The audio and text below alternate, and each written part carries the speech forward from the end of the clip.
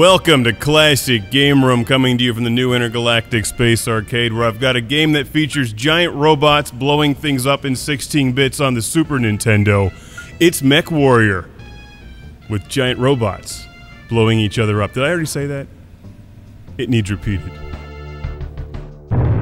Giant robots blowing things up, gotta love it. The original Mechwarrior was released in 1989 for PC, and it's a game I spent a lot of time playing as a kid. So imagine my surprise to find that this 1993 Super Nintendo version is quite a bit different. It shares the same name and has giant robots blowing things up, but it's definitely its own game. Taking place in the BattleTech universe, you're a mercenary fighting your way through battles to buy bigger and better mechs.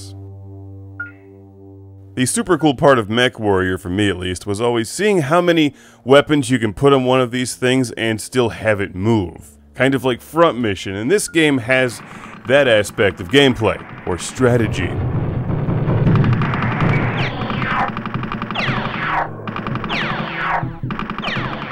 Because no matter how big your mech might be, if you don't have it equipped properly, you won't survive a single battle. And that, of course, means you have to strike a balance between your engine, power, armor, and weaponry.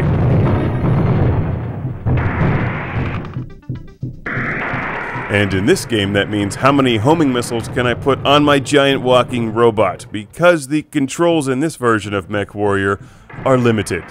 This is not the PC game you may be familiar with.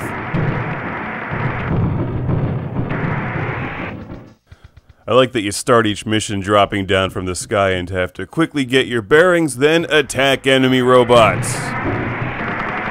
But keep in mind that this is a '93 release being played on the Super Nintendo Gamepad. Controls are far from ideal for a first-person shooter-style game, which is why your best bet is homing missiles. After you pack your mech with a bunch of guns and armor, you can't move very well, you can't strafe, and it's jerky.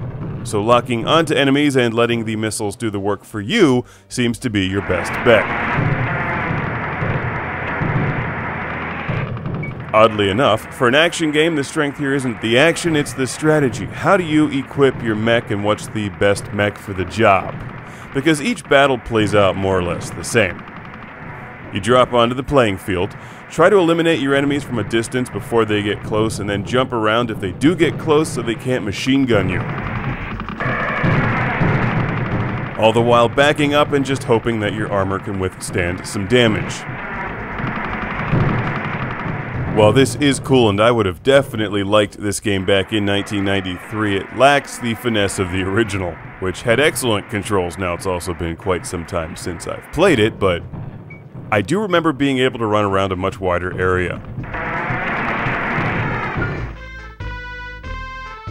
The old school dialogue screens are pretty cool, and you can even try to haggle with your employer before you take a job, thus earning more money that you can spend on bigger, better giant robots with more guns. Mechwarrior is a pretty popular series. I mean, who doesn't like blowing things up with giant robots? There's been numerous sequels, but this is the first game as seen through the 16 bits of the Super Nintendo. I like the strategic aspect. Do I repair my mech and buy new weapons, or do I save money and just go for the biggest badass robot that I can get? Questions you'll have to answer for yourself, but one thing is for sure, don't rely on manual aiming. Homing missiles, they're like homing pigeons except angrier and more explosive. So a big Classic Game Room shout out and thank you to Daniel from Gloucestershire in the UK.